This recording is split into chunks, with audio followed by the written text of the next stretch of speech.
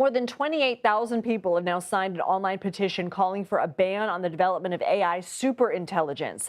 As we've been reporting, the list includes hundreds of public figures: Prince Harry and Meghan, Duchess of Sussex, Virgin Group founder Sir Richard Branson, actor Joseph Gordon-Levitt, and conservatives Glenn Beck and Steve Bannon have all signed.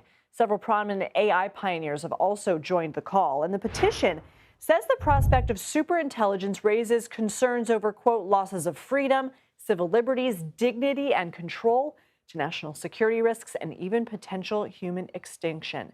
Anthony Aguirre is one of the organizers of this petition. He's the executive director and secretary of the board at the nonprofit Future of Life Institute and a professor at the University of California, Santa Cruz. Anthony, thanks for being here. So this petition, it says that technology will be able to significantly outperform humans on essentially all cognitive tasks. You ring the alarm bell not just on the economic consequence, but also, as I mentioned, possible extinction. How so?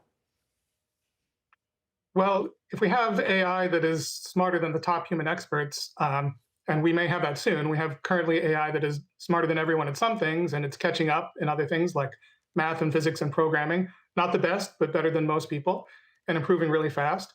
If we have something that's better across the board and could act on its own and pursue complex goals better than the most effective people, faster and cheaper. So what does that mean?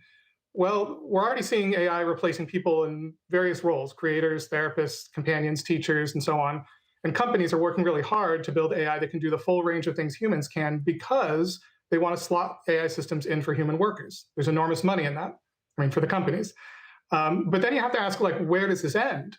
If AI starts replacing not just workers, but CEOs, and not just soldiers, but generals, then pretty soon it's going to be in charge of most things, making most of the decisions. The people are going to be largely obsolete, but also the key decisions about the future are going to be made by machines and not people. And the questions get pretty existential for our species at that point. Talk to me about what regulations you want to see if you've kind of scratched that surface, and what would be the conditions to unban it? Well, I think the first thing we need to do is call off the race. We can't really govern AI in a reasonable way when we're in this frankly crazy situation where a third of the industry leaders are basically trying to bring about like a post-human singularity. A third of them literally want to take over the world, and a third of them just want to replace most human labor with machines and hoover up the earnings for themselves instead. So it's hard to describe sort of how serious and how crazy this is. So we need to call off the race. And I think it takes government to do that. And then we need safety standards, and safety standards like every other industry, from airplanes to biopharmaceuticals to sandwiches. All of them have more regulation in the US than AI currently does. So there have to be safety standards where a company has to demonstrate to someone else that what they're doing is safe before they go and do it. Anthony Aguirre, thanks for joining.